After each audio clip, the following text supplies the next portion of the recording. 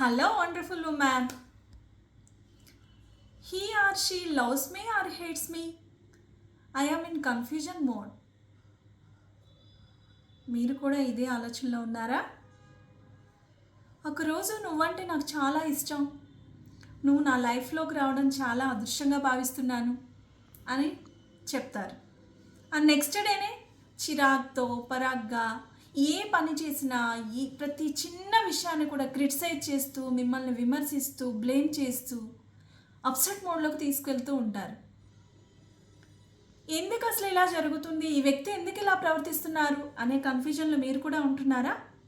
అయితే ఈ వీడియో చివరి వరకు చూడండి. ఎప్పుడైనా ఇద్దరి మధ్య రిలేషన్షిప్ అనేది సేఫ్ అండ్ సెక్యూర్ ఫీలింగ్ ఇచ్చే విధంగా ఉండాలి. అంతేకాని మిమ్మల్ని కండిషనల్ బేస్డ్గా ఇమోషనల్గా మ్యానిపులేట్ చేసే విధంగా ఉండకూడదు.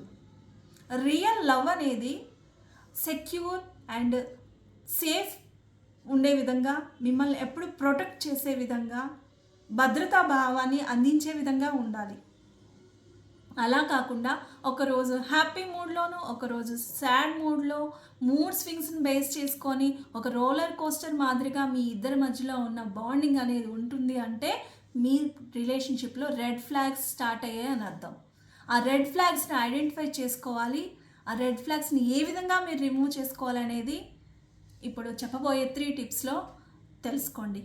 ఫస్ట్ది, మీరు మీ వ్యక్తితో రిలేషన్షిప్లో ఉన్న వ్యక్తితో మాట్లాడేటప్పుడు ఆ రిలేషన్లో బాండింగ్ అనేది ఎమోషనల్గా హ్యాపీయెస్ట్ దీంతో కనెక్ట్ అవుతుందా లేదా కండిషనల్ బేస్డ్గా ఉంటుందా?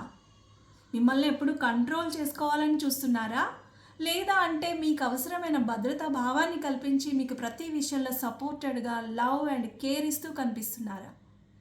వాళ్ళు మాట్లాడేటప్పుడు మీతో మాట్లాడేటప్పుడు anxiety, nervousness, unhappiness, sad moments ఎక్కువగా మీలో కలగజేస్తున్నారా లేదంటే లవ్లీగా ఎక్స్ప్రెసివ్గా అప్రిషియేట్ చేసిన విధంగా అనిపిస్తున్నారా? ఫస్ట్ అది అబ్జర్వ్ చేసుకోండి. దాన్ని బేస్ చేసుకొని బౌండరీస్ని సెట్ చేసుకోండి. అంటే మీరు ఎంతవరకు తనతో మూవ్ అవ్వాలి, ఏ విషయాన్ని ఏ విధంగా ఎక్స్ప్రెస్ చేయాలా వద్దా అనేది బౌండరీస్ని సెట్ చేసుకోండి. అండ్ లాస్ట్ వన్, క్లియర్గా అసర్టివ్ కమ్యూనికేషన్ చేయడానికి ట్రై చేయండి. ఆ కమ్యూనికేషన్ చేసేటప్పుడు మీలో ఉన్న ఫీలింగ్స్ని మీరు ఎక్స్ప్రెస్ చేస్తే ఆ వ్యక్తి దాన్ని యాక్సెప్ట్ చేస్తున్నారా లేదా అంటే బ్లేమ్ చేస్తున్నారా? మళ్ళీని మీరు చెప్పిన ప్రతిదీ కూడాను బ్లేమ్ చేస్తూ తనలో ఉన్న ఎమోషనల్ అన్స్టెబిలిటీని మీ పైన ఎక్స్ప్రెస్ చేస్తున్నారా అనేది అబ్జర్వ్ చేసుకోండి. ఆ మూడింటి ఆధారంగా మీ రిలేషన్షిప్ అనేది మీరు కంటిన్యూ చేయాలా లేదా అంటే దాన్ని అక్కడికి స్టాప్ చేయాలా అనేది గుర్తు చేసుకోండి.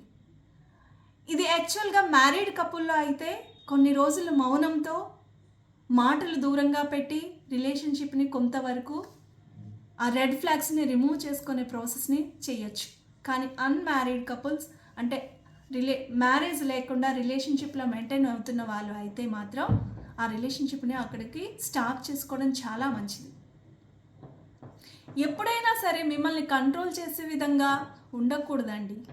ఇలాంటి స్టేజ్లో మీరు ఉన్నట్లయితే మీరు అన్నీ అబ్జర్వ్ చేసి ఇప్పుడు చెప్పిన 3 పాయింట్స్ని అబ్జర్వ్ చేసుకొని ఎప్పుడు ఎక్స్ప్రెస్ వేలో ఉండడానికి ప్రయత్నించండి, రెస్పెక్ట్ఫుల్ వేలో ఉండడానికి ప్రయత్నించండి. మీ లవ్ అనేది రెస్పెక్ట్ ఇస్తూ మిమ్మల్ని ఎప్పుడూ కూడాను భద్రతాభావంతో ప్రొటెక్షన్గా ఉండేలా చూసుకోండి.